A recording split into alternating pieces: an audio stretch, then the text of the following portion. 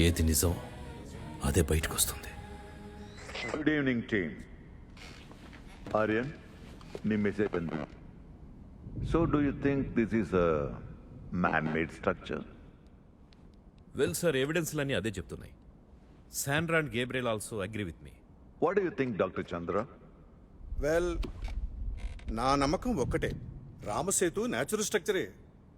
Okay Aryan, నువ్వు Sandra Gabriel కలిసి మీ research కొనసాగించండి.